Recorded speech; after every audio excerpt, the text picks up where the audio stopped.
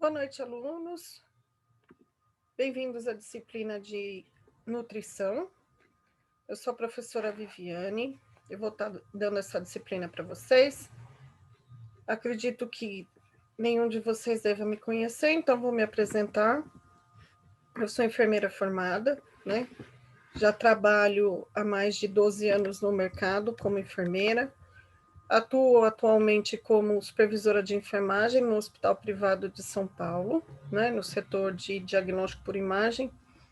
Já passei por home care, já passei por pediatria, pronto-socorro infantil, centro cirúrgico, centro obstétrico e a lista é longa. Dou aula aí na escola já há bons anos, né? Já fui coordenadora de estágio da escola. Saí por um tempo, agora com todas as mudanças e com a possibilidade de fazer aula EAD, eu retornei para estar dando algumas disciplinas para vocês, tá bom?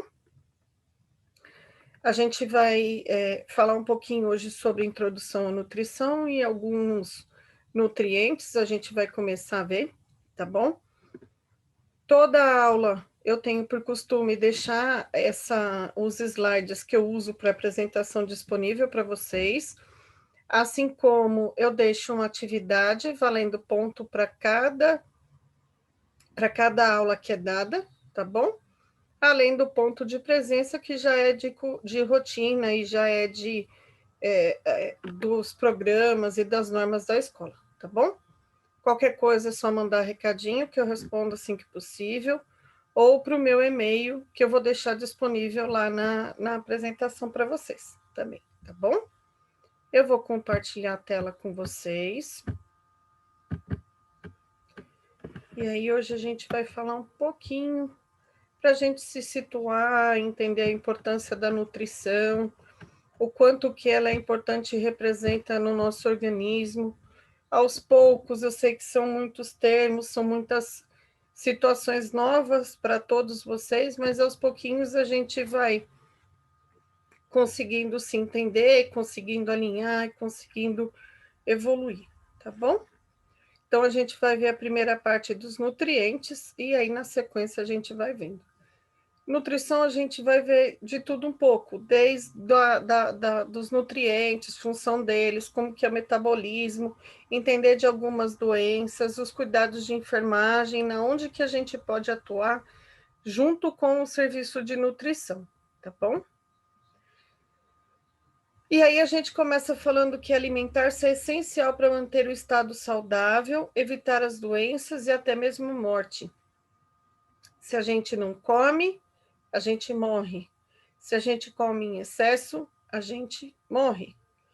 Todos os excessos são prejudiciais e todas as faltas são prejudiciais. Então, a gente tem que entender que o nosso organismo é um reloginho, né? É biológico. Então, ele precisa dos nutrientes. Mas o excesso deles faz mal, assim como água em excesso faz mal. E aí a gente vai vendo isso pouco a pouco, tá? Se alimentar faz parte da rotina das pessoas. E o quanto que isso não é gostoso, né? Da gente se reunir quando a gente podia, né? Não fosse a pandemia, há um tempos atrás, se encontrar com a família em ocasiões sociais, ou em eventos profissionais, ou científicos, em congressos, é muito comum ter a questão da nutrição e da alimentação. Isso é muito comum e dá prazer para o ser humano. Então, não adianta dizer que eu não gosto de comer ou eu gosto de comer. A comida traz essa questão de prazer e de saciedade, tá? Por isso, ele é um item de preocupação na avaliação desse indivíduo, ou seja, se eu disse para vocês que isso faz mal ou que isso faz bem para o indivíduo, eu tenho que me preocupar em fazer uma avaliação de como que ele está ou de como que está o estado nutricional do meu paciente. Por quê? Isso vai influenciar na recuperação de um processo de infecção, a alimentação vai influenciar na recuperação e na cicatrização de feridas, ela pode contribuir para o aparecimento de outras doenças, uma vez que mexe com a imunidade do organismo. Então, assim, olha a importância que a gente tem da nutrição, tá bom? Faz-se necessário, então, a gente conhecer os alimentos e o desempenho no nosso ciclo de vida E nessa disciplina a gente vai estar vendo, então, os alimentos, avaliação nutricional, terapia nutricional, as indicações, desnutrição, e aí a gente vai ver sondas, as vias de alimentação, por onde que eu vou me alimentar, não é só pela boca, existem vias alternativas, os cuidados que eu tenho que ter com esses dispositivos, tá bom? E aí a gente vai começar falando dos carboidratos, né? Que é uma parte muito gostosa da nutrição, né? Então, eu vou até mudar a fotinho para o outro lado, coisa para vocês verem as fotinhos, né? Aonde eu tenho carboidrato, não é só nos pães, por exemplo, eu vou ter nas frutas também, porque são vários tipos de carboidratos, né? Que a gente vai estar vendo aos pouquinhos, né? Nos grãos também. Eles são compostos orgânicos formados de carbono, hidrogênio e oxigênio. Então, eu tenho várias classificações. A gente pensa que é só o pão, o macarrão, né, a batata, mas na verdade a gente classifica ele de outras formas. Então, eles vão desde de um açúcar simples, então todo o açúcar é um carboidrato. Então, monossacarídeos a gente conhece bastante, a glicose, a frutose, que é o açúcar da fruta, principalmente, ou a glicose, que é o açúcar mesmo em si, né? Aquele açúcar que a gente conhece, que a gente come praticamente todos os dias, né?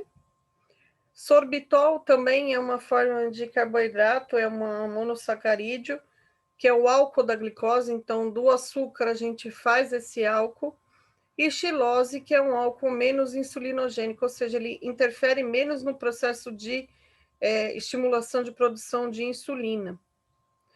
Outros tipos de carboidrato que a gente tem, os oligossacarídeos, ou açúcares compostos. Aí a gente tem a sacarose, né? São duas glicose mais uma frutose. Então, onde a gente vai encontrar, por exemplo, isso? Cana-de-açúcar ou na beterraba. São açúcares mais complexos, né? Mais compostos. Lactose, que é o açúcar do leite, né? Também é um oligosacarídeos, ou maltose, que são duas glicose, né? Também é um oligosacarídeo, que são açúcares compostos, ou seja, não é só uma única molécula de açúcar, são duas ou mais em associação. E os polissacarídeos, que a gente conhece como os grãos, né? O amido ou fécula, então batata, arroz, trigo, milho, que são os carboidratos maiores, né, de cadeias maiores que a gente fala, que é o que dá a saciedade de fome da gente e é o que dá, é um dos alimentos que dá mais prazer em se comer, né, tanto o açúcar quanto o carboidrato, que o açúcar é um carboidrato, tá? Eles têm a função de energia na dieta humana, então 50 a 70% da energia da dieta humana vem das fontes de carboidrato. Eles são quebrados ou hidrolisados em monossacarídeos. Então, se eu comer a batata, o milho ou o arroz, por exemplo, o macarrão, o nosso organismo vai destruindo através da digestão para ele chegar na forma mais simples de açúcar, para que o intestino possa absorver esse carboidrato. Então, tudo que a gente consome tem que virar a menor parte do alimento desse nutriente para a gente poder absorver para dentro das células, né? Então, esse carboidrato, quando ele for destruído, digerido, ele vai virar um monossacarídeo, ou seja, um açúcar simples, vai entrar para dentro da célula como uma fonte de carbono, que é um dos componentes da célula. Ele serve de energia química, ou seja, a célula precisa de energia para ela se manter viva, para ela se reproduzir, para ela fazer a função dela.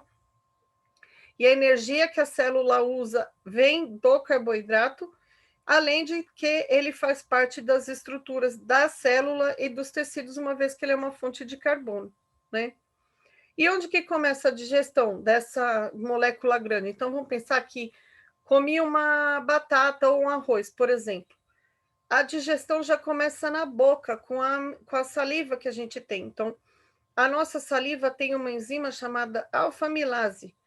O que ela vai destruir? Ela já vai destruir o amido, a sacarose e a lactose. Então, se eu tomar o leite, Aquele resíduo do leite que fica na boca, ele já é dissolvido com a saliva, uma vez que a gente engole também a saliva, para já começar a digestão e a transformação dessa sacarose, por exemplo, ou da lactose, num monossacarídeo, que é o mais simples.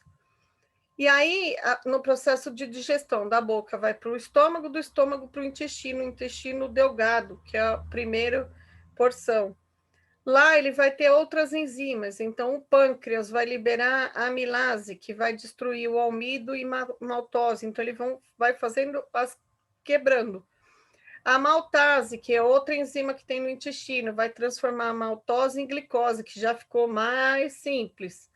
A invertase vai pegar a sacarose, que é mais complexa, vai transformar em glicose e frutose, que é o monossacarídeos. A lactase, se a gente for pensar no leite, então vai pegar a lactose, que é mais complexa, vai destruir aquilo que já começou na boca, vai virar glicose e galactose, que são as formas mais simples e que o organismo consegue absorver, tá? E aonde que fica armazenado esses carboidratos? No músculo, né? Dentro do músculo e no fígado. E aí, algumas pessoas passam a desenvolver intolerância a carboidrato. É mais comum a gente ouvir que tem intolerância à lactose. Só que agora a gente sabe que lactose é um carboidrato, né? Porque é um açúcar do leite, é uma enzima do leite. E aí, o que é muito comum se ter quando se tem essa intolerância a carboidratos, independente do carboidrato que se desconforto abdominal, flatulência, né, os gases, diarreia, tá? E aí a gente pensa que, da mesma forma que a gente tem que consumir com moderação, se eu for pensar que eu estou cuidando de um doente no hospital, eu tenho que ter muito cuidado com o uso da glicose, porque ou eu posso estar causando uma hiperglicemia, quando eu dou uma glicose em excesso, ou eu vou causar uma hipoglicemia, quando eu não dou uma glicose suficiente para ele. Então, isso altera o metabolismo insulino-dependente, que ele chama. Então, para diminuir a taxa de glicose, porque ela tem que ter uma taxa normal no organismo, a gente produz uma insulina, o pâncreas produz uma insulina para manter isso no nível normal. O excesso de açúcar impede que essa glicose entre na célula, e aí a célula não consegue fazer as funções dela, e a baixa quantidade de açúcar vai levar uma baixa quantidade de energia para a célula também. Então, é uma linha muito tênue, né? Por isso que eu falei, cuidado com os nutrientes, porque tanto o excesso quanto a falta faz muito mal para o organismo, né? Algumas pessoas têm uma tolerância reduzida em algumas situações, né? Então, por exemplo, paciente com trauma ou paciente com infecção grave, ele está mais suscetível a problemas de alteração nos níveis de glicose, então eu tenho que tomar muito cuidado com aquilo que eu vou dar de alimento para o meu paciente. E se eu der em excesso, então administração em dose acima da necessidade basal vão gerar alterações no quociente respiratório, ou seja, se o paciente está desnutrido e eu vou dar muita glicose, eu vou estimular a respiração dele a se alterar e ele vai gastar muito mais energia, mesmo estando em repouso, e não consegue se recuperar da desnutrição. Então, não adianta falar assim, olha, eu vou dar bastante comida, eu vou dar glicose, eu vou dar um monte de coisa para o paciente desnutrido, que se eu não for fazendo uma reposição aos poucos e fazendo uma avaliação contínua desse paciente, em vez de eu ajudar, eu vou fazer com que ele gaste muito mais do metabolismo e perca muito mais peso do que ele ganhe com aquilo que ele vai se alimentar, tá?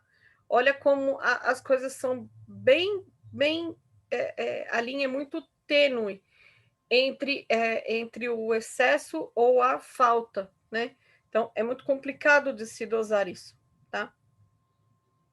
Outro tipo de nutriente que a gente tem são as proteínas. Então, tá aqui, olha, aqui é onde a gente tem as fontes de proteína, né? Salmão, uma carne vermelha, uma carne branca, os ovos, os grãos, tá vendo aqui, ó? Grãos e cereais, né?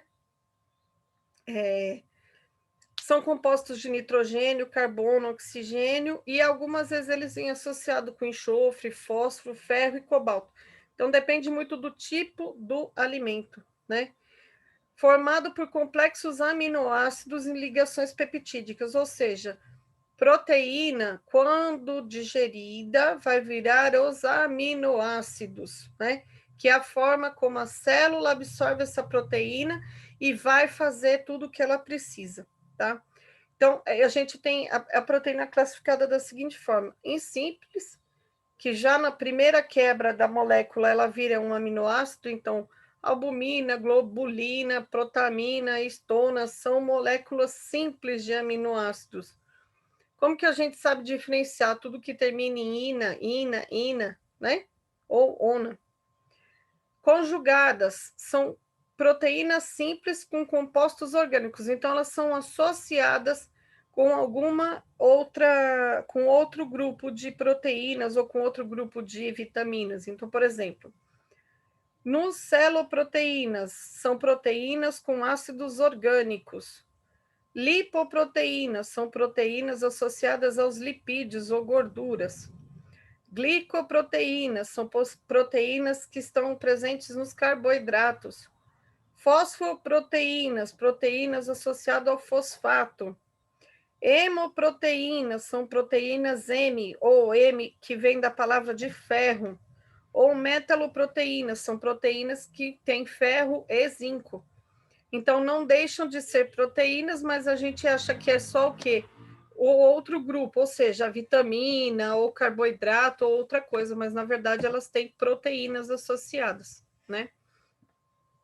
Proteínas completas, ainda na classificação, são os aminoácidos essenciais para manter o equilíbrio e o crescimento. Então, por exemplo, elas têm todas as cadeias de aminoácidos, têm todos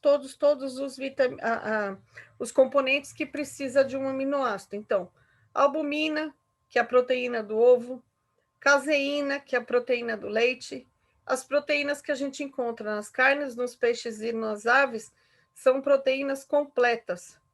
A incompleta tem deficiência de um ou mais aminoácidos essenciais, ou seja, elas ainda são fontes de proteína, mas não são proteínas completas. Então, por exemplo, nos grãos, a soja, por exemplo, a soja tem proteína, mas ela não é uma proteína completa como a proteína que eu tenho na carne. Então, é muito complicado quando a gente fala numa dieta vegana ou vegetariana, porque a gente tem que ter um cuidado ainda maior, porque eu não tenho todas as proteínas que o organismo precisa.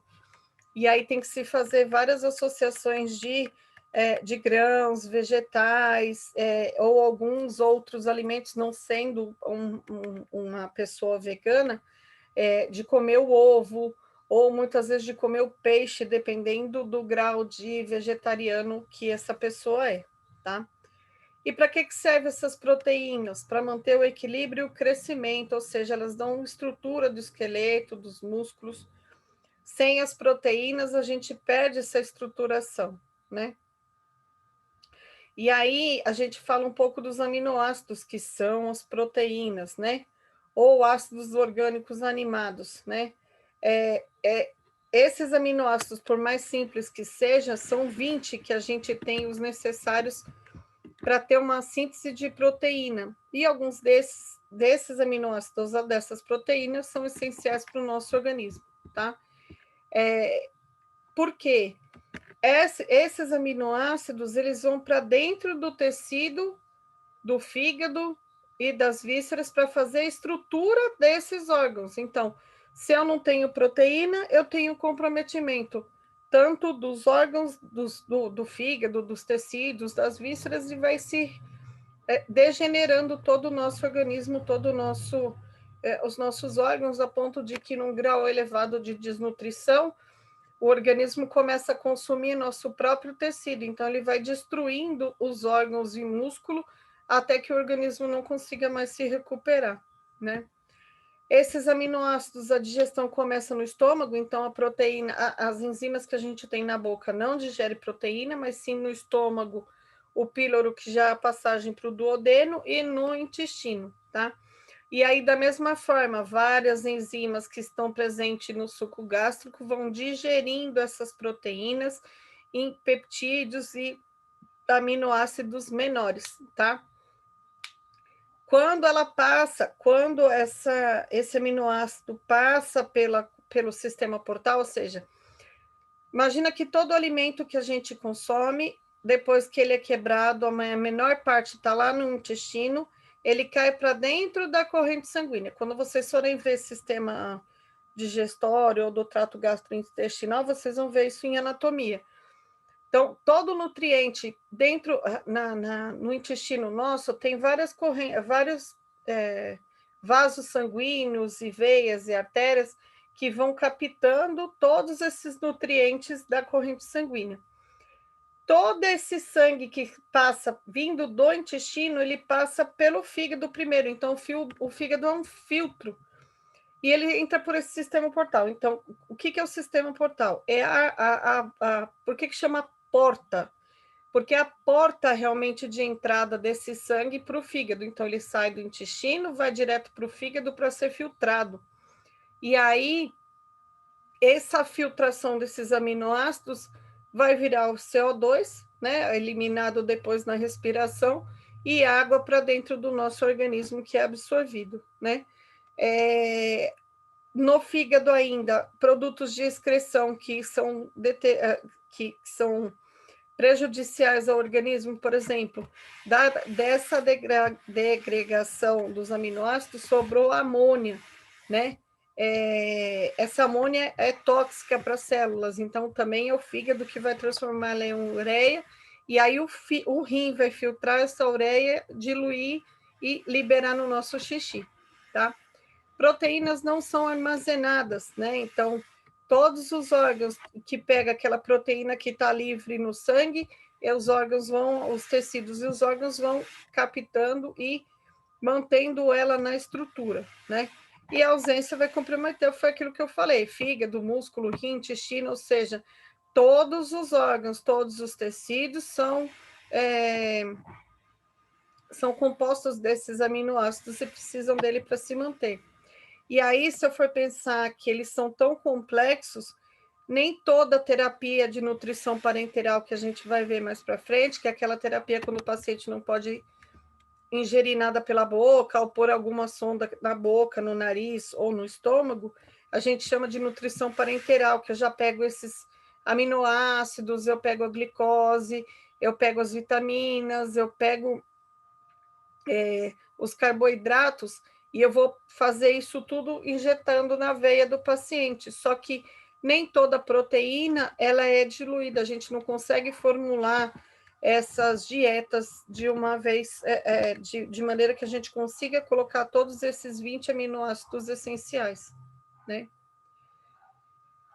Lipídios ou gorduras, né? Também são sintetizadas no nosso organismo a partir de proteínas e carboidratos. Então, ou seja, da onde vem a maior parte da gordura que a gente consome, né? Aquela bendita gordura que fica armazenada. Essa que não precisava ficar armazenada, fica armazenada, né? Mas, enfim,